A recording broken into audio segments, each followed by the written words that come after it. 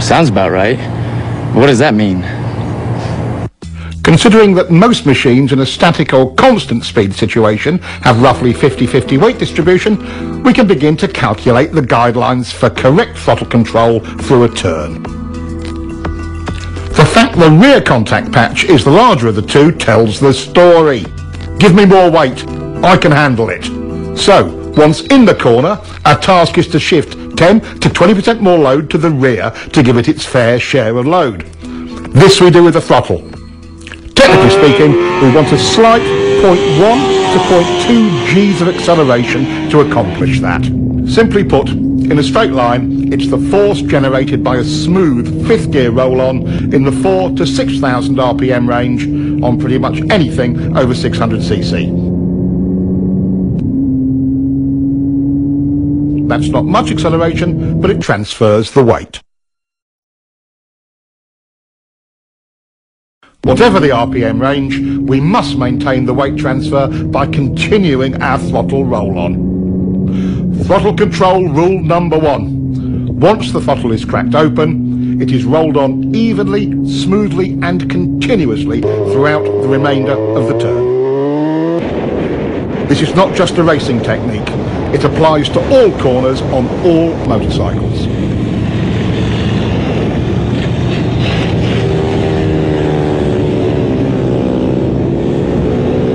Once the correct transfer of weight is achieved using the throttle, any big changes in that weight distribution will reduce available traction, which is especially important in poor traction conditions.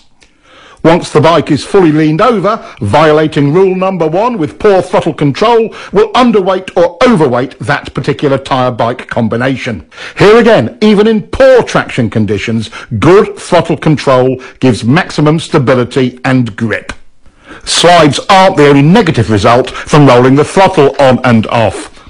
For track riding and racing, each throttle on off or even just a hesitation will cost you time, at least 1/10 of a second, about a bike length, in a slow to medium speed turn.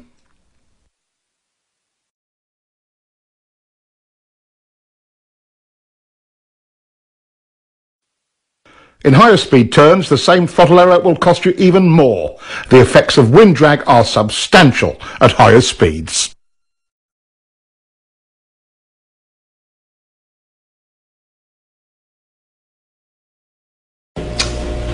If the surface is slippery, do you want to overload the front or rear tires? No! Correct.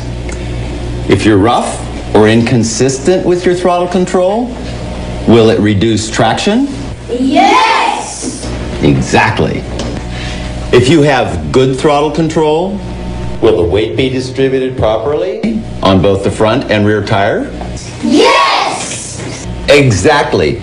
Now, what is throttle control rule number 1? Once the throttle is cracked open, it is rolled on evenly, smoothly, and constantly throughout the remainder of the turn. Good.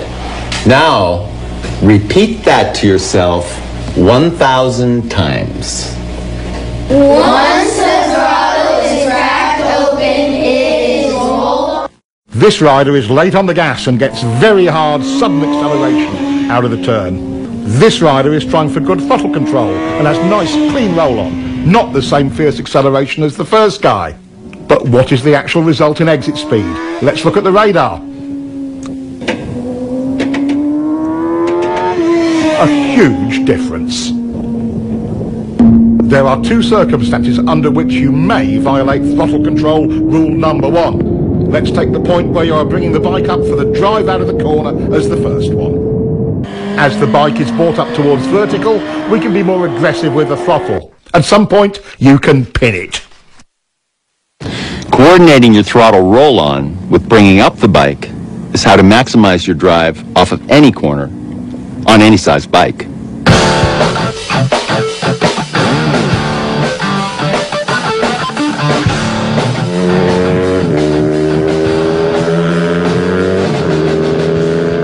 Most riders wait until the bike is nearly upright before they increase the roll-on rate. The skill of it is in accurate timing of the pick-up and roll-on. What difference does it make? Quite a lot. The second exception to throttle control rule number 1 is traction control. Riders can be far more aggressive with mid-corner and exit throttle. Double apex turns are the other exception to the throttle control rule. Since you're actually dealing with 2 turns, it's okay to roll off or stop the roll-on between the 2.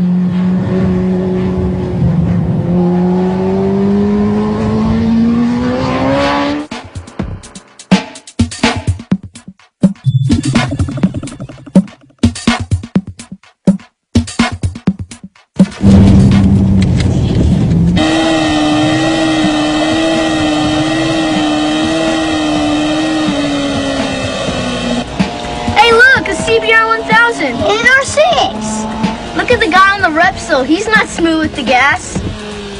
I bet his wrists hurt.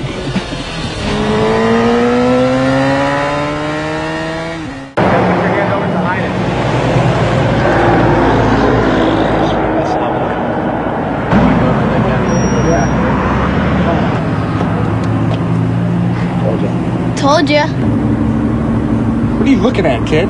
Your tires. What do you kids know about riding?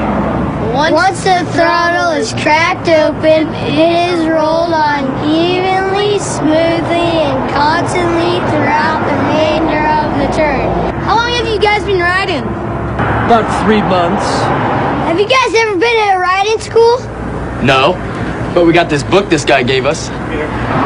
Yeah, just keep reading it. Come on, boys. It's time to go.